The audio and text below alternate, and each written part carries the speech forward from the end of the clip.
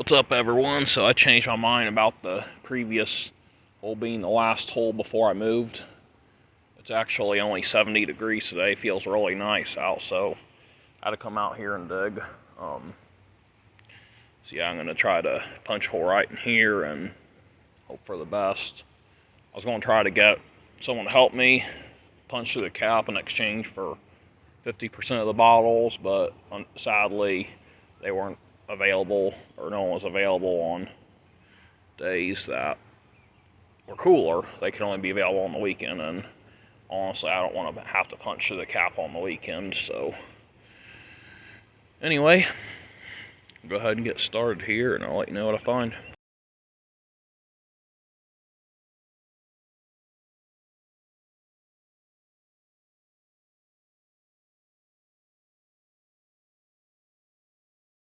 Well, I'm gonna call it a day. Buried my tools under all this loose bark here. Hopefully no one finds them, because if so, that's gonna suck, because I had to buy a lot of those brand new, because the others I had here got stolen, but I hid them at a different area. Anyway, so I actually got 5 foot down. I caved a bunch of stuff in, so I'm gonna have to clean out a bunch of loose stuff tomorrow. But the good news is I'm through most of the cap, because I'm predicting this cap is a 6 foot cap, so I think in another foot I'll be into the good stuff. All right, second day. So the last foot of cap wasn't too hard to get through, and I see my first bottle right around the 6 foot level. Looks like it's mostly labeled. It's not a Castoria. Well, let me see if it's embossed on the front panel. Ah, it's a Dr. King's new discovery for consumption.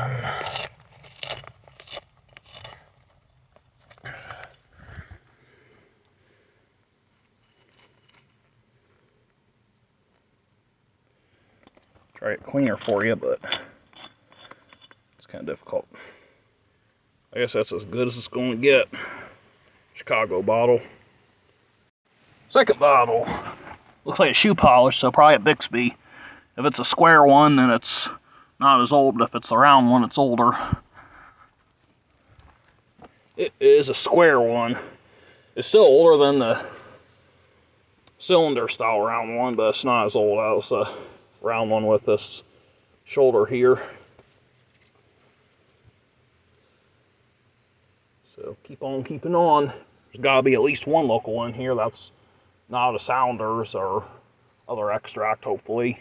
This area usually has a bunch of non-local stuff, so we will see. Next bottle is a Bromo, I think. There it is.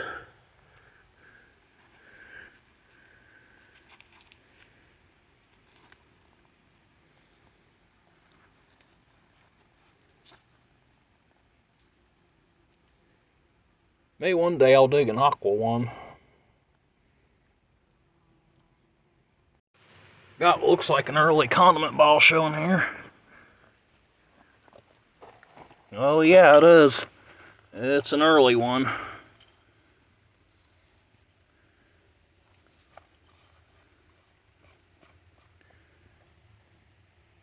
One of the earliest ones I've seen come out of here. Right, 1880s. Got what I think's a crock showing here. Broken. Should have known.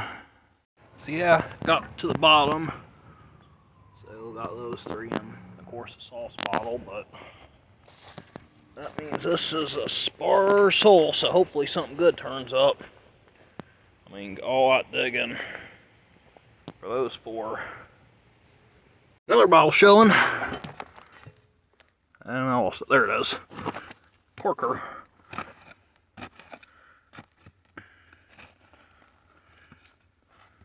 Catsup or something. Yeah, it's a catsup. One of them early Heinz ones.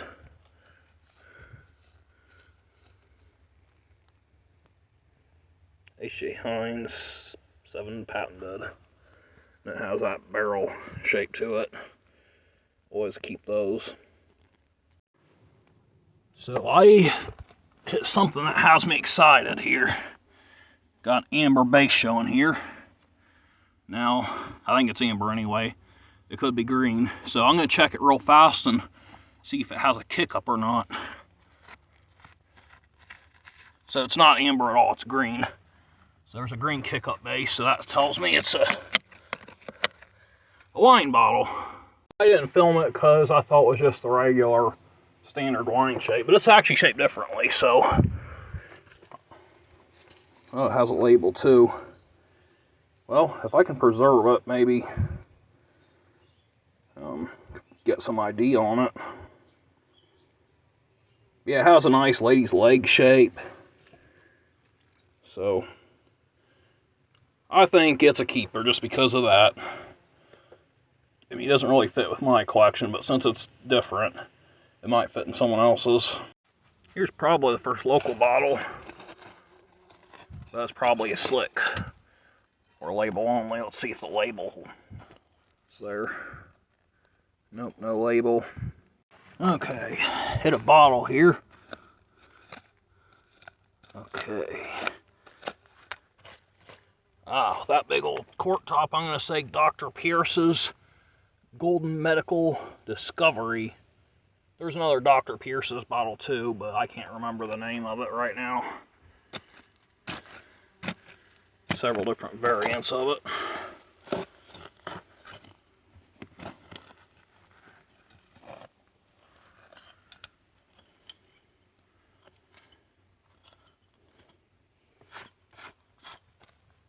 Yep. There it is. Embossing looks kind of funny.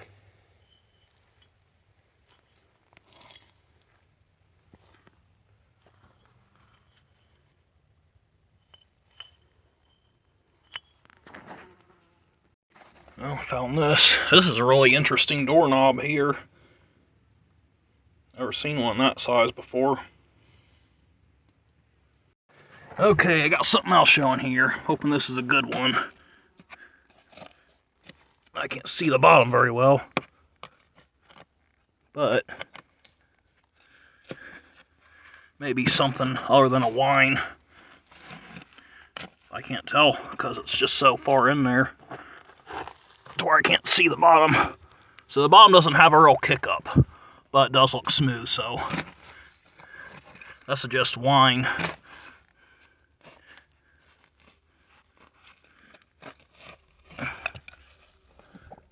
Oh, no, it's one of these. So it's the hole full of foreign bottles. It does look like a Kruger example. Oh my gosh. It actually has the freaking label on it. That is insane.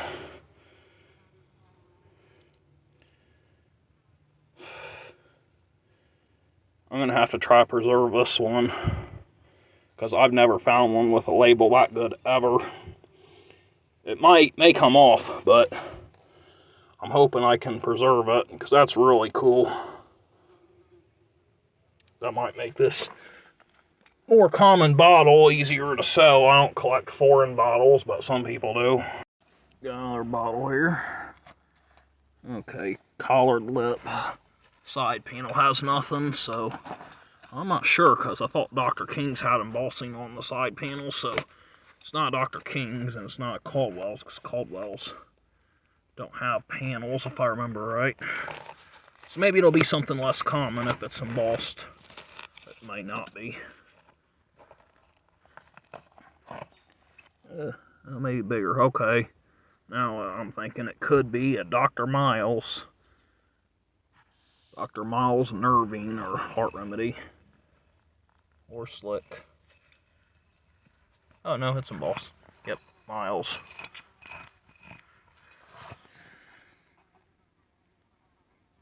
Yeah, it didn't look quite as big at first. Here's the finds cleaned up.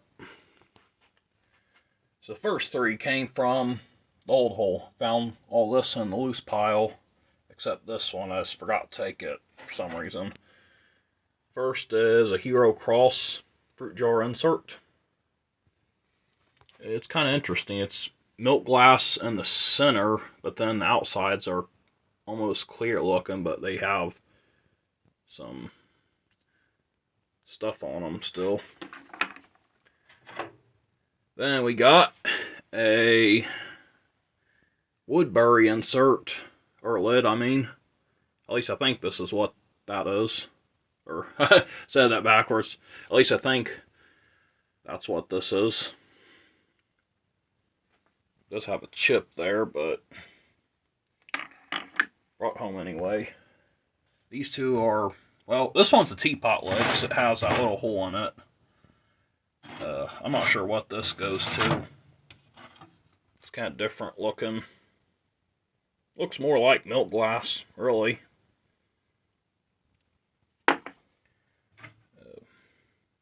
Cork top Vaseline jar.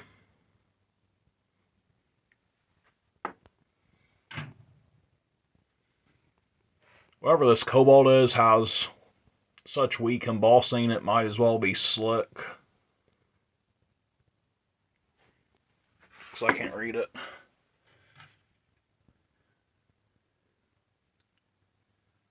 Glycothylamine, whatever that was.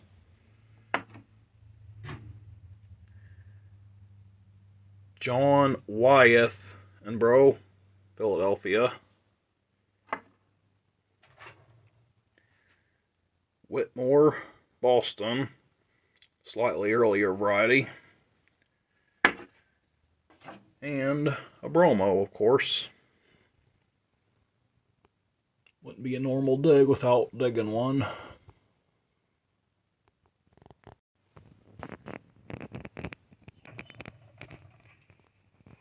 Dr. King's new discovery for consumption.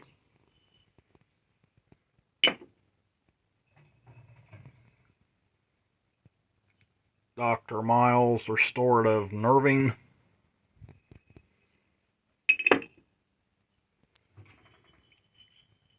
Dr. Pierce's golden medical discovery.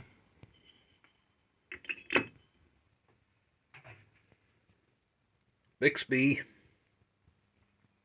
A second Bixby. And an amber Bixby. Surprised me. I found that it was amber. Or could it have a little bit of green in it? I don't know. I'll have to look at it closely. I think it's just amber, but the top for some reason looked kind of greenish for a second. This one's really cool. Sample blob top made by the Edward H. Everett Company out of Newark, Ohio. Only the second one of these I've found in my lifetime.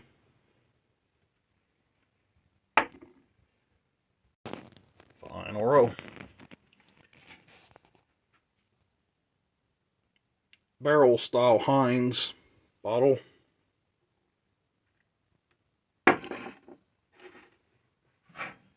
Early condiment bottle, possibly a pepper sauce. This is really nice one. I like the rings going up the neck and the crude earlier looking top. It's not applied, but there's some panel bottles that have a similar looking tool top, so just because a top isn't applied doesn't mean that it's not earlier than the average bottle.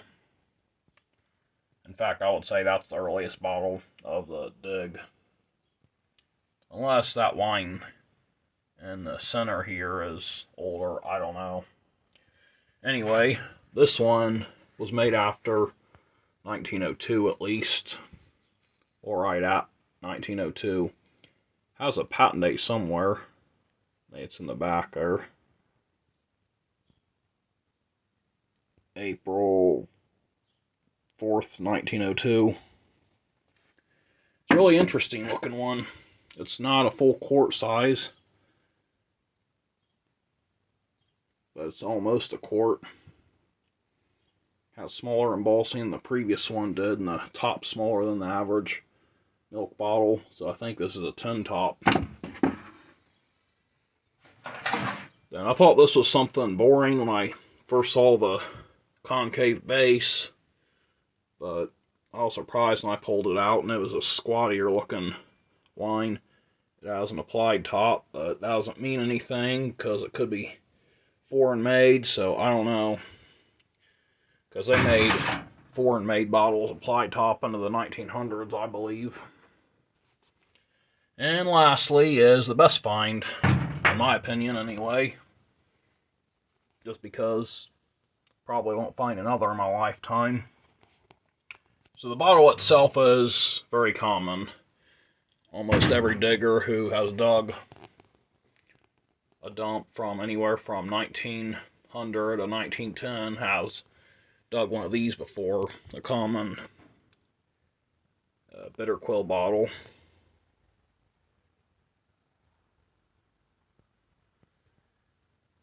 Cool looking base, but very common. Anyway, so the Vicky Leather Company from Philadelphia, they made polish. Well, they slapped one of their labels on this bottle and repurposed it for their, looks like it says furbishing ink or something like that.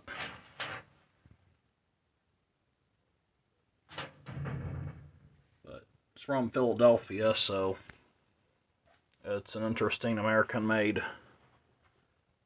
label. So that one might be a good one if it's an unknown example anyway. Because normally the Vicky bottles are small bottles, smaller than a Bixby, and they say Vicky leather dressing on them. But they're embossed and not labeled, so. Anyway, that is it. Thanks for watching. Later.